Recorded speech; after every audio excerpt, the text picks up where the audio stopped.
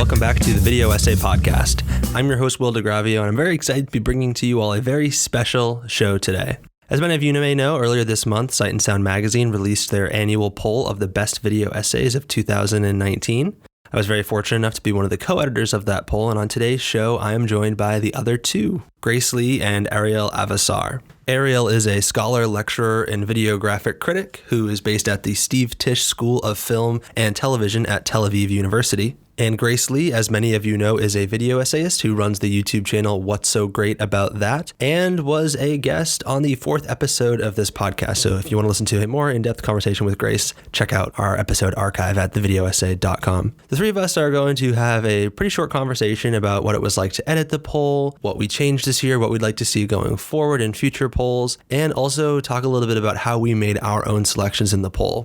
And then the second half of the show will be turned over to our contributors. After the poll was finished, I reached out to everyone who participated in the poll and asked if they would like to offer 3 to 5 minutes of commentary, sort of going into more detail explaining why they selected a video essay as part of their ballot this year. Now, the purpose of this is, as we mentioned in the beginning of the poll, to help keep a conversation going. We see that truly as one of the main reasons that we do this poll every year. It's not really about establishing a definitive list of the best video essays. We recognize that would be an impossible task, and as Ariel said in the poll, it might not even be a worthwhile one. But the whole point here is to get a conversation going amongst members of our community about exciting, engaging, memorable work that we all watched this year. And so offering commentary will be Chloé Galibert-Laîné, Scout Tafoya, Jason Mittell, Shannon Strucci, Ian Garwood, Philip Brubaker, Andrea Moran on behalf of the team at FILMADRID, Oswald Iten, and Johannes Binotto.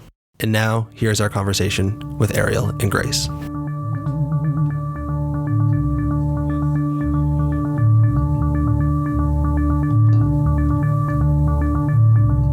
And now we come to, I guess, what we can call the conversation portion of the episode. Typically, we would have just one person in an interview, but this is our first, I guess, mini roundtable type episode of the Video Essay Podcast.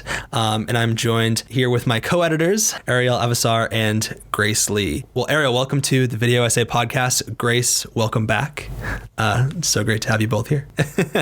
And I will say, apart from having the opportunity to unpack the poll with both of you, this is also a test run because I do see, as the podcast evolves, having more sort of group conversations, whether it's about different topics in the video essay world or perhaps conversations about particular essayists and their body of work. So here's hoping the flow of this conversation works, and I really think it will. So I think we should begin with the very odd and interesting origin story, the kind of the background on how we came to co-edit this year's poll. And Ariel, that is pretty much thanks to you. So tell us kind of what happened on your end. Okay, sure. Well, yeah, it's kind of a fluke, actually. I was, Grace and I actually were both at a symposium early last month in Merz Academy in Stuttgart, which was curated by Kevin Lee and Christoph Dreher.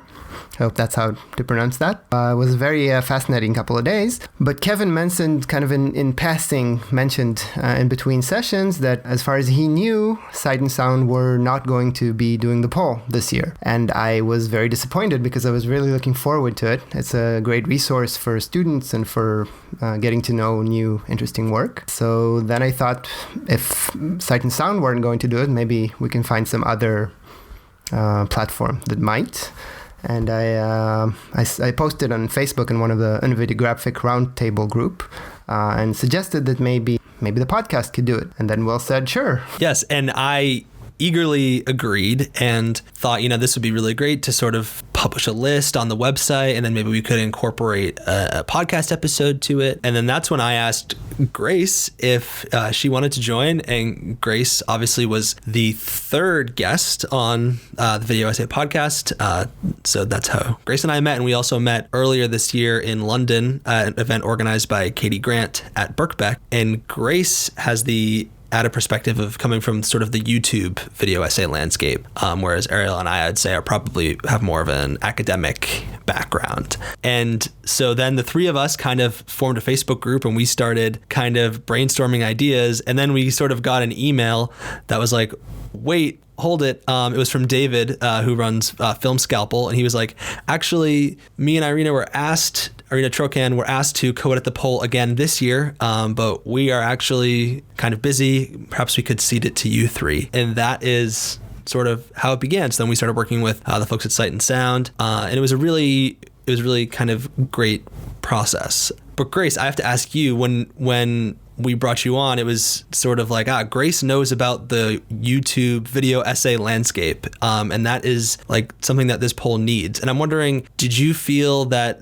I think this was the first time that someone who was primarily a YouTube video essayist co-edited the poll. And did you feel like in polls in previous years where your work had been highlighted, did you think that there were, a lot of YouTube video essays that went underlooked? Or what was kind of your sense coming into this experience on how the Sight and Sound poll had treated YouTube video essayists in the past? Yeah, there definitely seems to be a disconnect between academic video essay and the YouTube video essay worlds. I mean, I'm trying to think back to last year's list, but like not that many YouTube videos were on there. I think it was, you can see like it depends on the person. Most lists won't have any YouTube videos in them, and then there'll be like a couple of people who obviously watch YouTube and have listed a load of YouTubers on their list. And I was one of those people last year.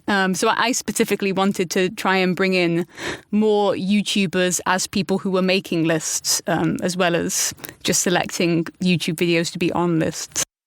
I noticed, I watched, so the event that Ariel referred to that you spoke at in Germany, you uploaded that talk to your YouTube page. I obviously watched it, and I was looking at the comments, and someone was like, I think one of the top comments was someone saying like, OMG, like I didn't know these types of events existed, which I thought was really like the imperfect like encapsulation of sort of the... And I'm actually this month, I'm doing a Q&A video, and one of the questions I got was, do you think that video essays will ever get the respect of academia? And I'm like, there's a whole other world out there.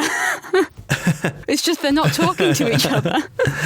Yeah, I know. And I think between like the event at, Germany, everywhere else, it looks like you are becoming like the bridge. You are have your feet starting to be firmly planted on both grounds. And so I think first we should talk about when we thought that the poll was just going to be published on the podcast. Ariel, Grace, and I had a lot of conversations about what we wanted to change, what we wanted to do. And we also brainstormed what we should change in the Videographic Roundtable group on Facebook. And one of the things that people said was that like best of lists are kind of pointless. And there's a lot of problems with saying that a group of things are the best, or making lists in general. Now, we ended up calling our list the best list just for the sake of continuity with Sight and Sound, and I don't even think we didn't even bring up changing the title of the poll with Sight and Sound. But in our introduction, we talked a lot about how community is sort of the ethos of the poll, and that the whole concept here is to get a conversation going and to ask people to select essays that they found interesting or engaging and not necessarily the best. So Ariel, could you talk a little bit about that? Why is that important? Well, I think just for one thing, just the volume, the insane amount of video essays or works that can be considered as maybe video essays that are out there it's so huge, it's endless, that trying to pick out, it's like a drop in the ocean, and any 5 particular videos or 10 particular videos that you choose. And even if you look at the amount of videos that end up in the poll, we had 134 different videos this year. Last year it was over 200. So it's not like top 10 best films of the year, which is, you can argue about whether that's a worthwhile text or not. But in the video essay landscape, I feel it's kind of meaningless. Nobody sees everything. There's no like established canon of important works for any given year, and more works come out every week. I mean, just from the time we asked people to submit their picks to the times people finished submitting, new videos came out. That there were a couple in particular that it was very clear that it was published midway through, and then everybody picked it, and nobody picked it before. So you can't really establish a best of, and you shouldn't really try to either, I think. Right. That makes sense. Grace, let me ask you this. I think we should now transition to kind of talking about what were some of the things that surprised us while editing the poll. So what were some of your takeaways? Was there anything that you were excited that we did? Anything that you thought that we should have done? Did you think the parameters that we established for the poll were effective? What were your sort of just your general thoughts as a co-editor? I'm just constantly, I'm a constantly uncomfortable person. So I was already uncomfortable going into it with just having any kind of responsibility. But I was surprised with how uncomfortable I found it being an organizer of a poll that I am both participating in and having my videos selected in. And I was more I wasn't so uncomfortable about making my own picks, but quite a few of my videos from last year got picked by someone, which was really nice. But I kind of felt like that was sullied by the fact that I'm one of the people organizing the poll, even though I don't think, it's not like people were going to pick me just because I'm one of the organizers and be like, well, we better pick one of Grace's videos. They are organizing the poll. But the fact that my name was at the bottom of the email that we sent out just might have made people more likely to think of my videos and be like, oh yeah, they make videos. They made some videos this year, and were then maybe more likely to pick those videos. So I just feel like it's a conflict of interest. Ariel, what do you think? Because you were also someone who had several different video essays picked in the poll. Yeah, and in my case, I think it's more likely that having my name appearing at the bottom of the email had something to do with that. Because, well, Grace, you did feature prominently on last year's poll as well. So it would have been weird if you were left out this year just because you were organizing it. But I can never be sure. I actually initially also thought we were not going to also participate in the poll, hand in our picks as well. But then we saw that each year the organizers did, so we just went along with that. Well, I don't know. Somebody's got to do it. Somebody's got to organize the poll. Just another reason I felt uncomfortable was deciding who was going to be in the poll, and I know in the end we basically just invited as many people as possible. But if we had been, because before we were going to try and limit it to a certain number of people, and then that would have been who are we to decide? I feel like I shouldn't be organising anything. I can't handle the pressure. Well, we actually did end up basing prominently based on Sight and Sound's list from last year, list of contributors. We sent out invitations to about 100 people, and 39 people, including us, participated. So that's the outline. And I think probably the largest addition that we had was Grace, yours, the group of people from YouTube that didn't participate in the previous ones. And I think they were pretty positive, enthusiastic about joining in. Yeah, even though a couple of them, because it was a short deadline, so a lot of them didn't have time anyway. But yeah, they were all aware of the poll and excited to be invited. Cool. Well, let me weigh in here as someone who selected a video essay from each of you on my own personal ballot. First of all, I don't know about, so I don't think any of us had voted in years past. Grace, had you voted in years past in the poll? Or I voted last year. You voted last year? Okay. And Ariel, did you vote last year? No, I was a nobody. I just started making videos this year. I had never voted before either, but if I'm being honest, when I started the podcast and it started getting followers, I was like, okay, maybe when the list comes out this year, someone will ask me to include, because I assume they want to get new people in the poll every year. It gets boring. So I had started thinking about what my ballot would be like any of this had even started going down. And both of your video essays were on it. The Speed and Stillness of Being Online and Mashup of the Afternoon. And so then when we're co-editing this poll, I kind of had a similar dilemma where I was like, are people just going to think that I'm selecting Grace and Ariel's picks, or are people going to think that I'm lazy and I actually don't watch a lot of video essays? But then I was like, no, that's stupid because I know the truth in my own head. And also I feel like I can really back these picks up on why I enjoy them. And so I think I really wanted us to vote just because I feel like I already had a ballot in my head about what I wanted to do. Didn't want to waste it. Yeah, I didn't want to waste it. But I also think that it is important for people to see that the people who are editing this poll, I actually think it lends legitimacy to it, that we're willing to put our own views out there and make our own selections.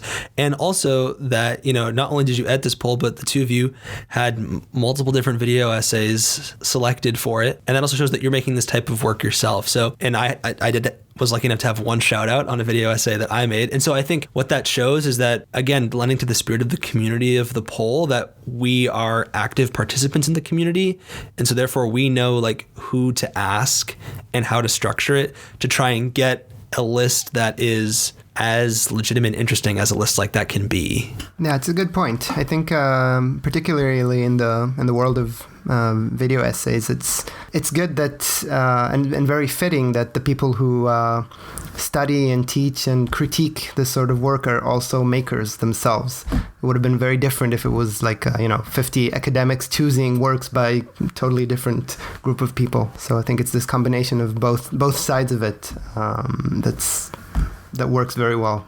Now let's transition to talking about our own selections and our own picks. And maybe this will give folks kind of a behind the scenes look at what it's like to be a voter in the poll as opposed to an editor. And so my first, I think it'd be fun if we were to go around and kind of offer up some video essays. Let's start with one that we selected that was maybe underrepresented in the poll, or maybe that only we selected in the poll, and just talk a little bit about why we chose it and perhaps our overall philosophy when it came to selecting our list generally. Like what is your criteria? Did you have any tough choices? Did you have to break a tie? What makes a video essay worthy of, your top 7 for the year? And Grace, I'll kick it over to you first. Yeah, so this is where being both an organizer of the poll and a contributor to the poll has a co-contaminating effect on each other, because I very much cheated in terms of my selection, in that because I've been making a list since the start of the year, because I was asked last year, so I thought there might be opportunity to share lists again this year. And I ended up not putting a lot of those videos on the list because I could see they were being picked by a lot of people.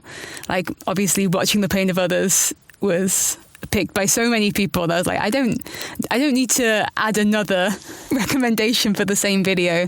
And I had adaptation from Lessons of the Screenplay was on there, which a lot of people had picked. So I decided to cut that one. And that was basically how I managed to narrow my list down. And I tried to go with ones that I didn't think anyone else would pick. In terms of hidden gems, I find what classifies a hidden gem to be really interesting in the context of this list, because I would consider my top pick of the year was all Gorilla Glue ads but perfectly cut. And it's I was the only one who put it on the list, and it's got nearly 6 million views. So I don't know if you can count it as a hidden gem, because at least 6 million people have seen it. But I knew no one else was going to pick it. So in the context of an academic video essay list, it's kind of a hidden gem, but in terms of what it actually is, which is just a comedy viral video, it's very popular. But I thought it functioned. It's so interesting to consider how this video functions in a video essay context. And I really think there's a lot going on with it, more than just being funny. So I felt like I was justified. just about justified in selecting that. I mean, you said it was your top pick of the year, I think, right? In the poll? Just in terms of everything that happened this year.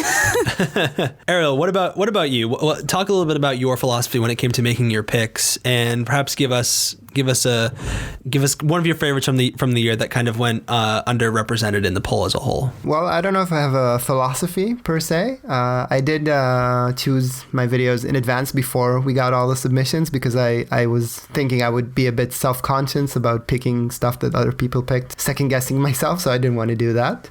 And actually I don't know if it's cheating, but I just went over all the videos that I liked on Vimeo or YouTube this past year, which isn't a lot. I don't like a lot of videos. I mean, the technical definition of like. So you have a list of about 10 videos here and 10 videos there, and I rewatched them, and then I just picked whichever ones I felt...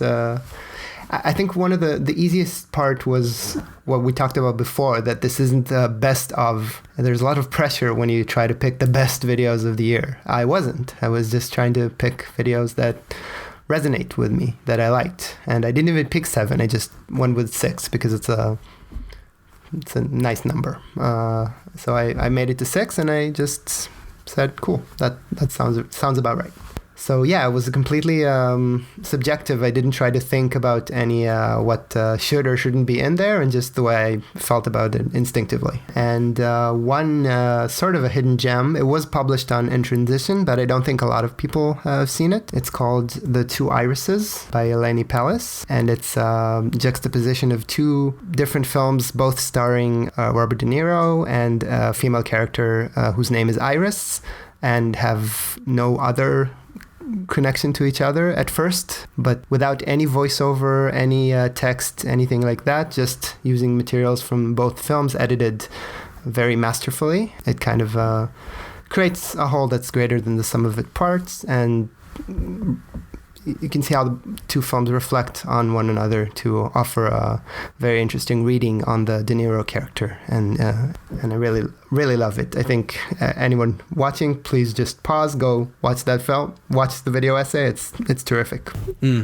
Well, I did have a philosophy, I think, when it came to making my own picks, and that was I tried to do it without going back to Vimeo or looking at anything, and maybe that was, or at least initially, is what I tried to do, because for me, I felt like the essays I wanted to select were the ones that I kept going back to throughout the year, whether it was rewatching them or that I just kind of kept thinking about. And so for me, that's kind of how I made my initial list. And then maybe there was like 5 or so that were on there like pretty much right away. I was also very biased to have not only had several of the individuals whose essays I selected on the podcast, but also talked about those specific essays in depth on the podcast. So I think that really influenced my own thinking. Like, how could it not, So I felt like in talking to Chloé about Watching the Pain of Others, or Katie Grant about Haunting of the Headless Woman, or Charlie and Criticism in the Age of TikTok, or having Grace on, we didn't talk about it at length the essay I selected by you. We talked about Birds and Horror in depth, but I think just having you on gave me a more of an appreciation for what you do. So like I was inherently influenced by all of that. So maybe that's why a lot of my picks were not wholly original. But one of my original picks, Ariel, was your video essay mashup of The Afternoon, which I've watched more times than I can remember. I've sent it to people. I love that video essay. And the funny story here is that for this podcast, originally the show was going to open with kind of the traditional news or notes or updates or whatever, but then I was going to kind of deliver maybe a 5 to 7 minute monologue about a video essay that I liked. And I eventually decided to not do that. A, probably because it is a lot of work to kind of formulate your thoughts in that way. But B, I kind of felt like if I did that at the beginning, people didn't really know who I was, and they'd be like, who is this schmuck who's just casting down his opinions? I felt like I kind of had to introduce myself to people before I started trying to talk about video essays in that way.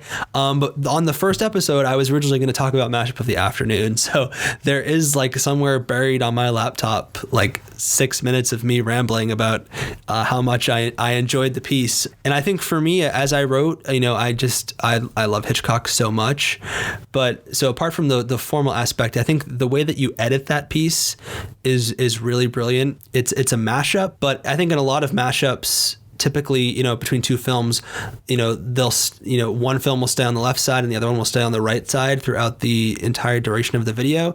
But Ariel, in this piece, sometimes Psycho will be on the left, and sometimes it'll be on the right. Sometimes Meshes of the Afternoon will be on the left. Sometimes it'll be on the right. Sometimes it'll be top and bottom. Then you also blend the soundtrack. So sometimes we're listening to Bernard Herrmann's score. Sometimes we're listening to the score from Meshes of the Afternoon. It just kind of becomes they just become synthesized into one piece that really strengthens the the argument of the piece, which is, did somewhere in the back of his mind Hitchcock draw from Maya Deren as he made Psycho? And the video essay obviously doesn't say like, yes, of course he did, but it begins with a quote from Deren about how she just hopes that people kind of have her images in their mind somewhere, and sort of uses that as the way in. So anyway, beautiful piece. I'm thinking also perhaps we could just go around real quick and each just mention one video essay that we discovered as readers of the poll that we really enjoyed.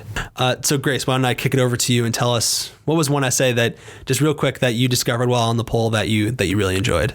On the theme of, what is and isn't a hidden gem, a video from a very popular YouTube channel that I'd never watched before called You Suck at Cooking. Shannon Strucci chose their episode Fruit Salad, and it's another pick that kind of blurs the line of what is and isn't a video essay, but it's really good, and I fully support it as a pick on the video essay list. For me, mine was How the Irishman Builds on Goodfellas by Thomas Flight, who is a YouTube video essayist. So shout out to Thomas. And the reason that I picked this was because Thomas's analysis in it is really just quite brilliant. And in particular, the way that it focuses on how tracking shots function in both of those films and serve different purposes. And for me, I was just very affected by it. Yeah, it just like I kind of went into it just kind of being like, I was expecting maybe just talking about like some of the thematic similarities between the two, but instead it really focused on like the formal elements and how it was shot. And I was just like, wow, this analysis is just freaking awesome. Like I wish I could make a video essay like this. So just really great. Ariel, what was yours? What was your kind of great discovery of the poll? Well, this is definitely a hidden gem because prior to the poll, it had, I think, one view on Vimeo. And when I watched it, I guess that was number 2. It's called Death and Time in a Ghost Story. It's a videographic epigraph based on the Middlebury method. And it incorporates excerpts from Andrea Bazan's The Ontology of the Photographic Image with a sequence from A Ghost Story. It's a paper that I love and a film that I love and a videographic forum that I love. And it's just very minimalist, very straightforward and beautiful and mesmerizing in the way it's edited. It's by someone I'd never heard of before. This was a pick by John Gibbs. So it's by Enrique Saunders, and who also composed the music for the video, apparently. And it's just under 3 minutes. It's definitely a gem and definitely hidden, so recommend it. And I think finally, the last thing we should talk about is kind of where do we go from here? We made a lot of changes to the poll this year, limiting the number of picks that folks could make, limiting the word count for commentary. We invited some more YouTube video essayists in, but kind of going forward, what are some of the poll's shortcomings? What are things that we can improve going to next year? Who knows if we'll co-edit it, if there'll be different co-editors, but what are some areas that you both think that we can improve? And also we encourage listeners to share their feedback with us. You could do that by emailing the Video Essay Podcast email or reaching out to us on Twitter or Facebook or anything like that. Again, it's the Video Essay Podcast on social media, so you could send things there. But Ariel, I'll start with you. What are your thoughts on that? Well, another thing that we did this year, our introduction to the poll was more extensive than previous years. And we added the statistical analysis and like an overview of topics like gender and geography and language and type of media, object. I know as someone who has been following these polls for the past few years, I would find this sort of more extensive introduction helpful. I don't know if it's true for a lot of people or just me. So I would like to know if people are interested in this or if it's just too much information and you're mostly interested in getting to the picks. And there were a lot of other statistics that we found interesting that didn't make it to the introduction because we didn't want to overdo it. But so this is one thing. The other thing is maybe the well, like I said before, we built on the list of of people that Sight and Sound were in contact with in previous years. So going forward, I think we might perhaps want to have a more inclusive list, maybe spread out to more continents and more areas. I know we wouldn't want to have 300 contributors send their picks to the poll, but I think this is something that we should be considered for the next years. Yeah, I go back and forth on that because on one hand, I think that some form of continuity is important. Like, it's interesting to see how the same people vote across years, but at the same time, you don't want the list. One of the things we talked about was, I think when we were talking about this, I'm perhaps more open to expanding the number of contributors, maybe limiting picks more. Grace, what are some of your thoughts for improvement? This isn't so much an improvement, but just a way of working that I'd like to see going forward is to maybe switch up who organizes the poll every year, rather than, because before us it was just the same people, and then we were talking about maybe we'll do it again next year. But I think it would be nice to get new people every year, and then I'd feel less uncomfortable about both organizing and participating and being voted for in the poll. It could be like jury duty. That if you make video essays, at any point you could be called upon to organize the Sight and Sound poll. I like that a lot. One thing and we briefly talked about this, but then I think we were kind of like, oh, it's way too much work. But I'd honestly love to have a reader's picks type section. Are there any final thoughts before we say goodbye? Well, I just like to say that I had a lot of fun working with you guys on this. It was a happy accident that the way it all started up, and I'm really glad it did, because it was a very rewarding experience. Yeah, thank you for bringing me on board as well. I was happy to fulfill my poll duty as a nominated video essayist for this year in jury style. Yeah.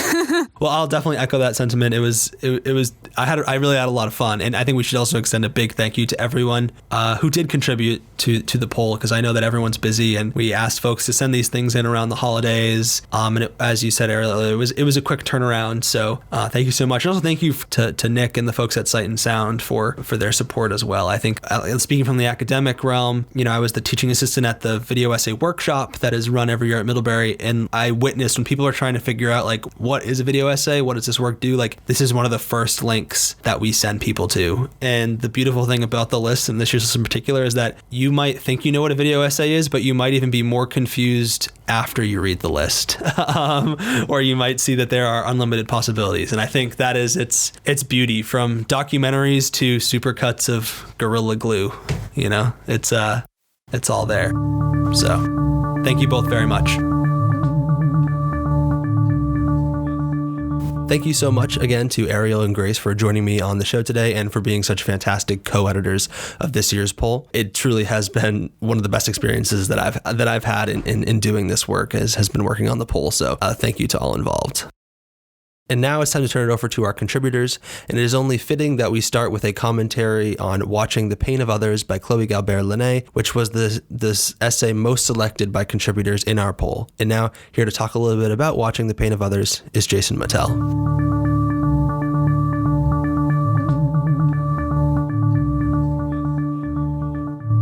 Watching the Pain of Others is my favorite video essay of the year, and it was also the one that got the most votes. And I think that speaks to the success that Chloé is able to achieve through the desktop documentary format. It's a format that she's been one of the innovative practitioners of, and I think that this video is a leap forward in terms of taking the form into a truly intimate realm in which you feel like you are participating with her, you're living on her desktop as she watches this film and watches the YouTube videos that this film builds upon, and then engages in video chats with some of the people in the film and the filmmaker. And there's this real sense of intimacy that I think that we don't tend to think of the desktop documentary as being an intimate form. And I think this really pushes that forward. And I'm really excited to see how people follow in her wake. I hope to make my own desktop documentary inspired by her.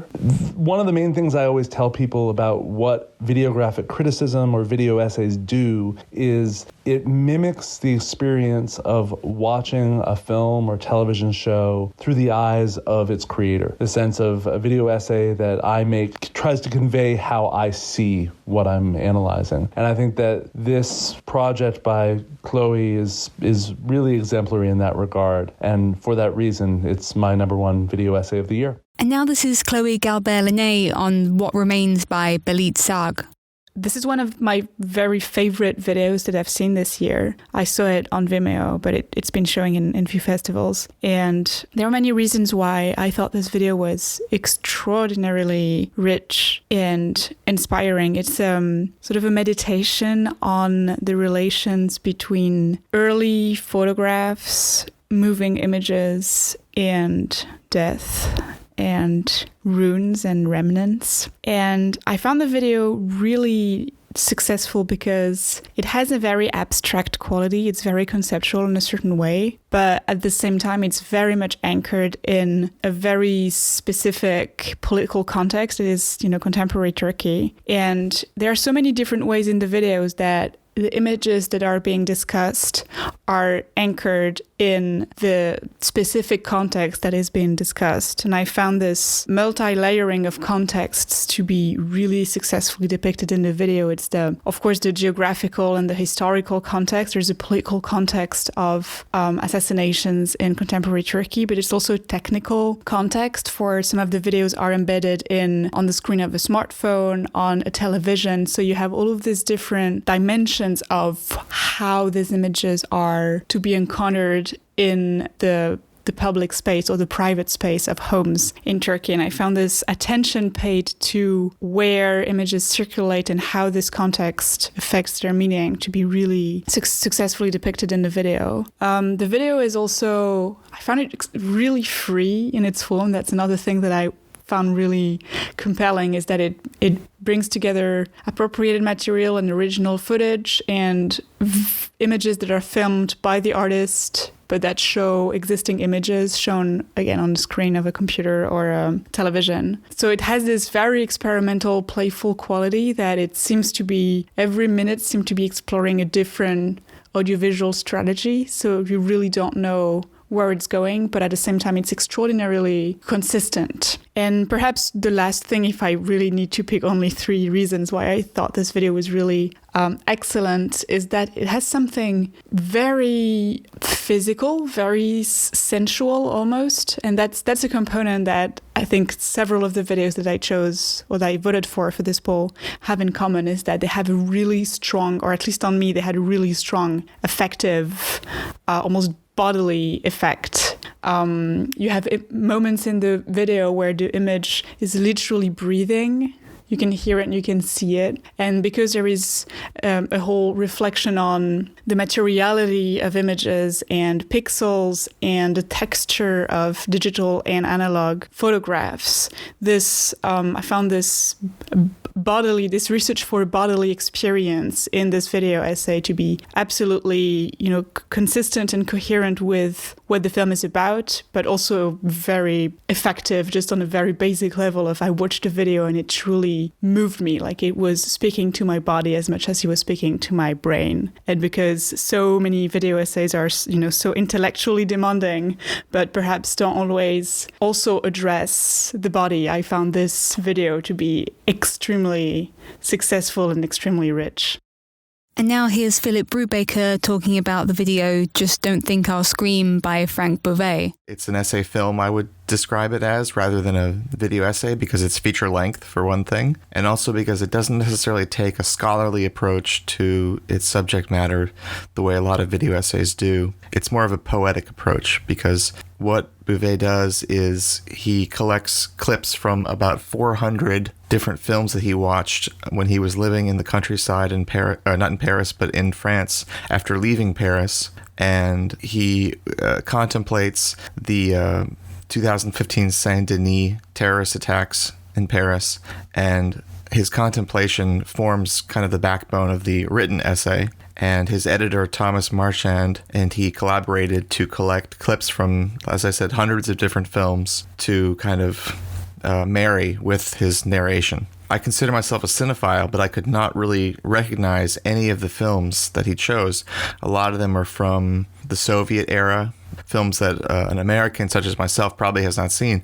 Although that there are films in the finished product like Elf with Will Ferrell that I have seen, Bouvet somehow managed to abstract all the films and appropriate them to suit his own ends so that they're not really recognizable works. I think a lot of people involved in movies tend to draw a line between whether you're a critic or whether you're a filmmaker. And I think with video essays, that line is getting blurred.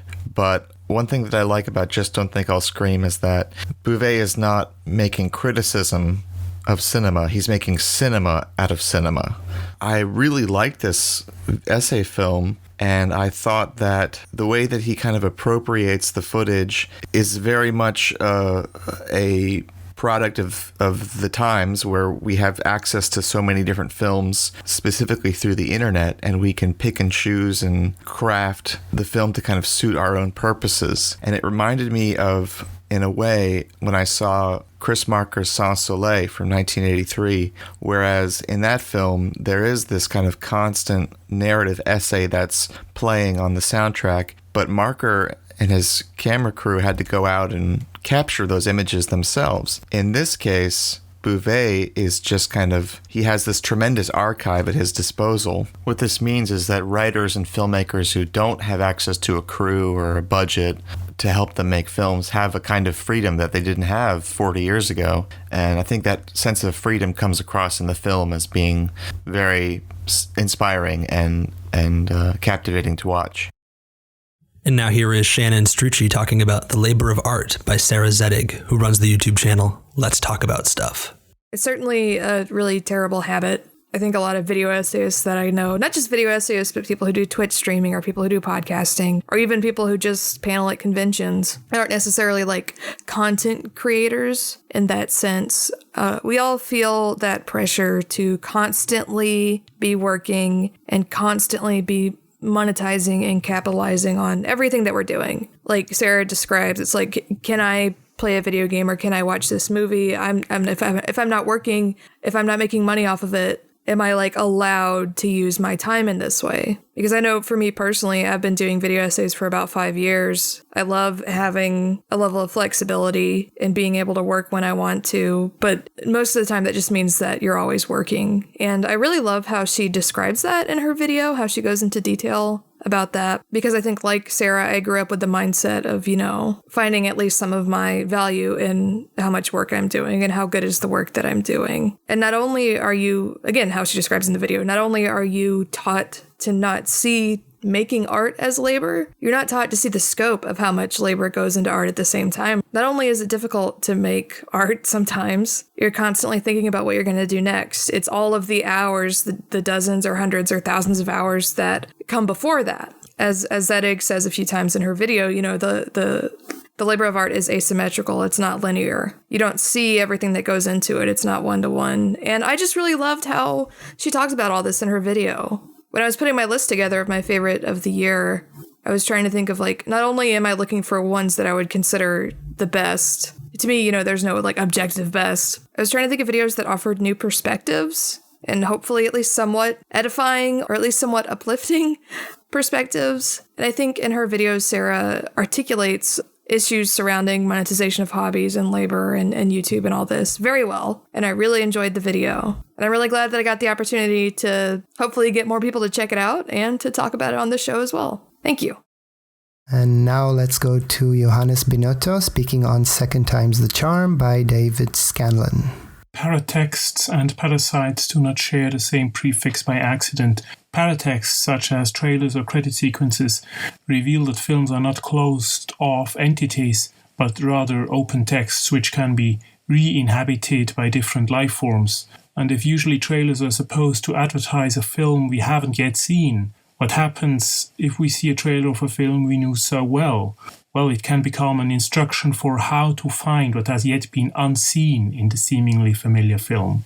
A parasitic re-inhabitation. And that's why I cannot stop watching David Scanlon's Second Time's The Charm, in which he combines Alfred Hitchcock's Rebecca with the title song of the 80s sitcom Who's the Boss. I cannot stop watching it again and again because it not only defamiliarizes a classic we have seen so often, but because it reveals something that in fact was always there in this film, but rarely acknowledged. I'm struck, for example, by how many shots there are in Hitchcock's film in which we see the unnamed heroine, played by Joan Fontaine, smiling mischievously, visibly dominating the scene, as well as I am struck by how corny and cheesy Laurence Olivier can look in a story in which he is supposed to be seen as tormented and foreboding. So isn't perhaps the unnamed woman, who we always considered as the victim, in reality the one who's the boss?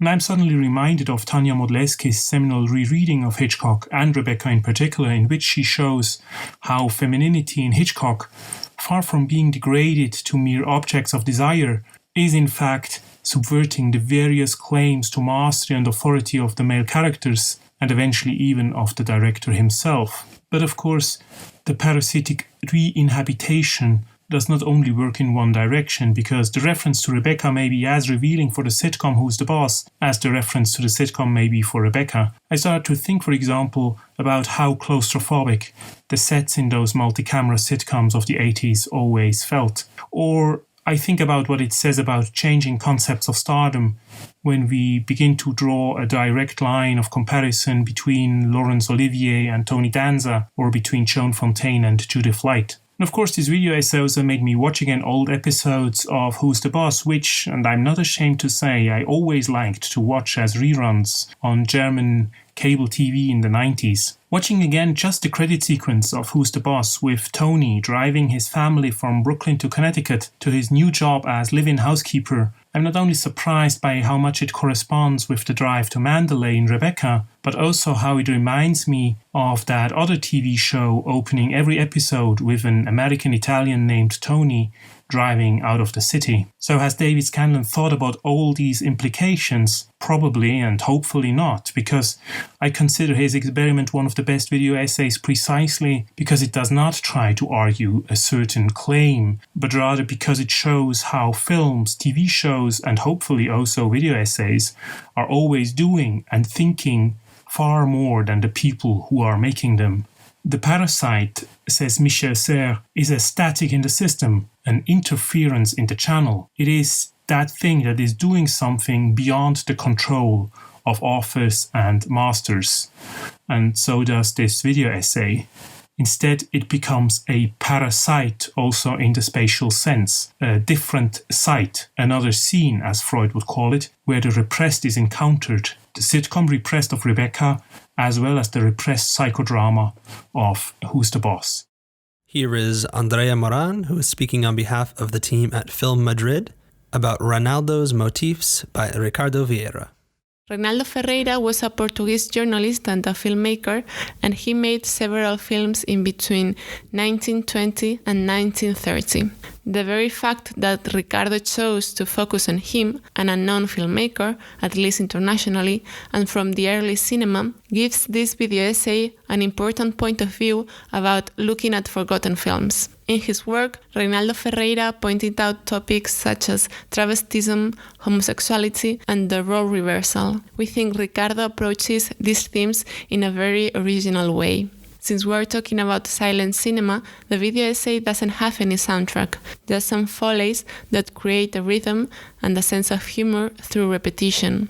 Steps, for example sighs, kisses, squeals, We think the musical void is very important here and very daring too. We all know that in this format the music can be a key element, but too much music or a wrong use of it can also ruin a video essay. Having not music at all leaves Ricardo just with the power of the editing, and he takes the best of it. He compiles a large group of situations that have elements in common. For example, doors being open and closed, people meeting, people holding hands, and that creates these completely new scenes that are intriguing, hasty, and even funny. While he respects the original work, he also draws its essence and presents it in less than 10 minutes. So that's why we think this is one of the great video essays of the year, and you should check it out.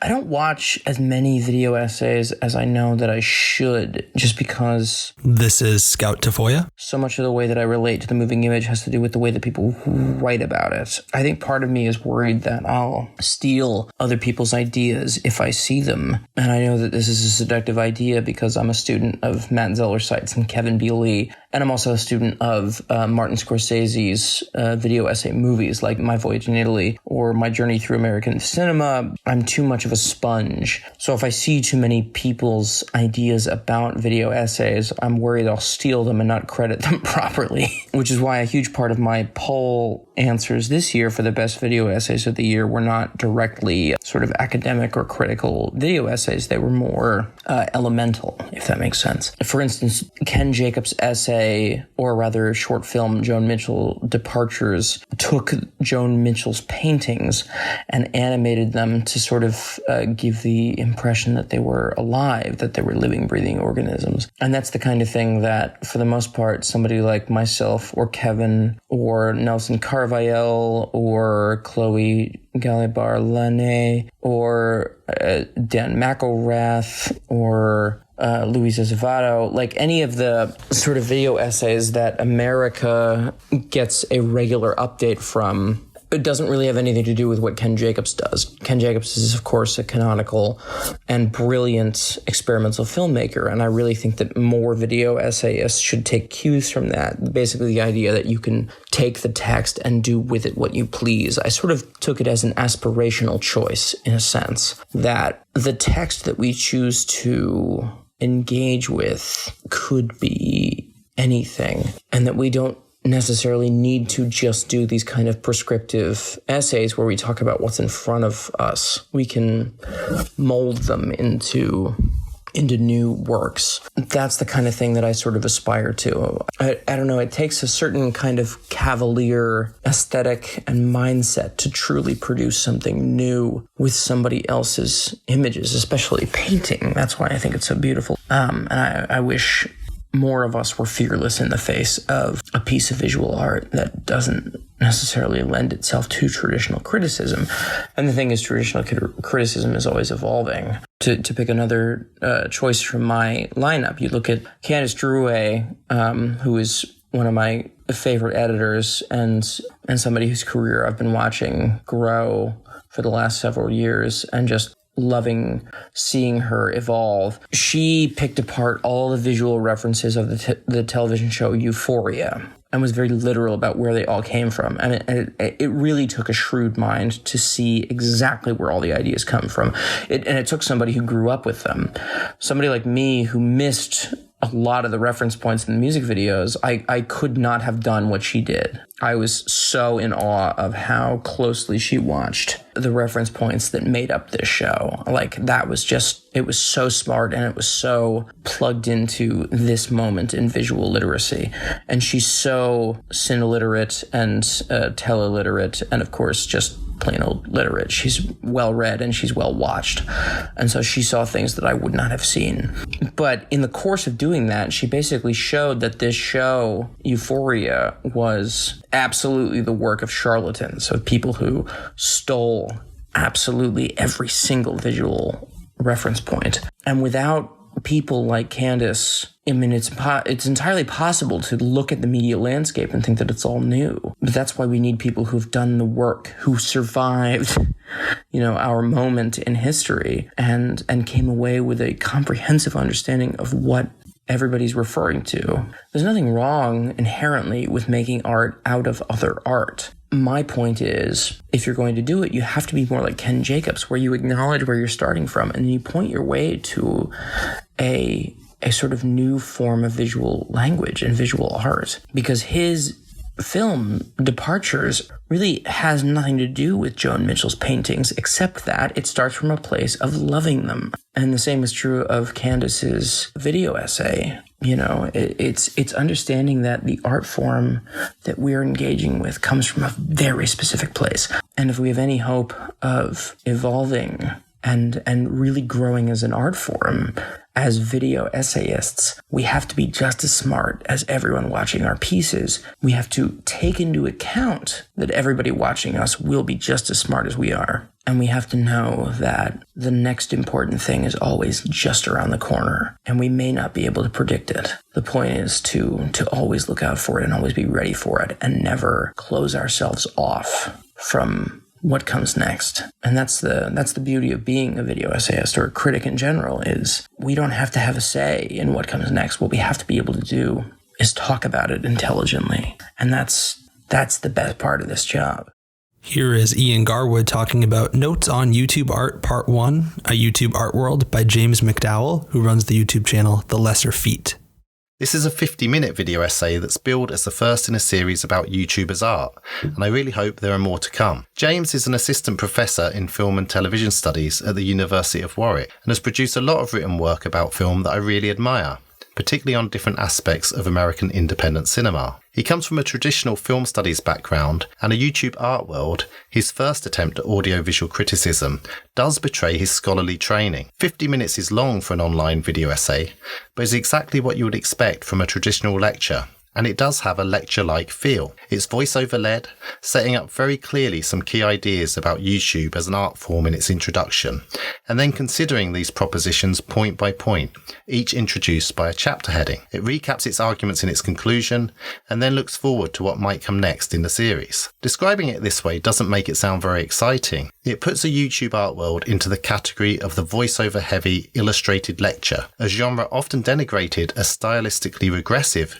by critics who want video essayists to mine the audiovisual potential of their chosen format, rather than imitate existing scholarly forms. So why do I like A YouTube Art World so much? Well, even if it does appear lecture-like, at the very least it's a really good lecture.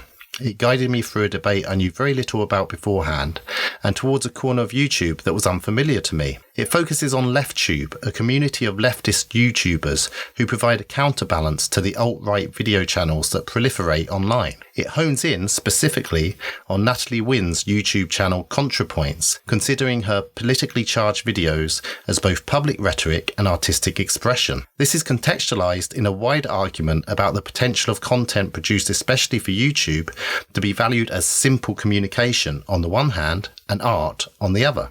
I think the lecture-like format really suits this particular video essay. The indirect, the dramatic, the metaphorical, the sensuous, the expressive. These are the qualities James identifies as markers of the artistic in the YouTube video. He's very clear that he doesn't regard his own video in that category. Instead, it works as an act of communication whose relatively low-key audiovisual aesthetics lend it a useful sense of critical distance from the more overtly performative video essays it is critiquing. So, when I say that the way the clips are presented in James' video is very PowerPointy, I mean that as a compliment rather than a criticism. And within the parameters of its lecture-like mode, it betrays a very engaging light touch. In particular, I really appreciated the tone of James's voiceover. In her contribution to the Sight and Sound video essay poll, Alison Dufresne chooses works solely featuring female voices, and, entirely correctly, makes the point that these voices are subject to appraisal in a way that male voices are not. One way to combat that is to work towards the creation of a positive space for the production and reception of female and non-binary voices in the video essay and online more generally. The flip side is to subject the male voice to more critique, and I think James's vocal performance comes out well under this scrutiny. Kevin B. Lee has noted how Tony Chu and others establish a fast-talking, authoritative hyper-narration as the male vocal video essay norm. In contrast, while James doesn't sound racked by doubt, his vocal delivery and choice of language footage does show evidence of a process of active thinking and a willingness to register some uncertainty, and this is an engaging way to invite the viewer-listener to follow his train of thought. Finally, the form of the video essay is not quite as straight-laced as I'm making out. Partly by reference to other works, it shows glimpses of how a more playful and, let's say, artistic aesthetic can combine with and emerge from the video lecture form. A YouTube art world shows that it knows what it is in terms of its mode of address, but also shows it knows what else it could be. I'm really looking forward to see how James develops his thinking, intellectually and audiovisually, in future episodes in the series. I'd like to present a very personal video essay by Adrian Martin and Cristina Alvarez-Lopez. That's Oswald Iten. I say personal because it is about Adrian Martin's earliest screen memories, but also because it struck a chord with me, evoking some of my own formative cinema experiences. The video essay in question is part of the FILMADRID series, The Thinking Machine. It's called Journey to the Center, because it is not only about the 1959 CinemaScope adventure Journey to the Center of the Earth, but also about Martin's personal journey into his private mythology that was formed by seeing that film at a very young age. The essay opens with a quote about reverting to a creature in the womb, accompanied by a mysterious harp ostinato by Benny Herman.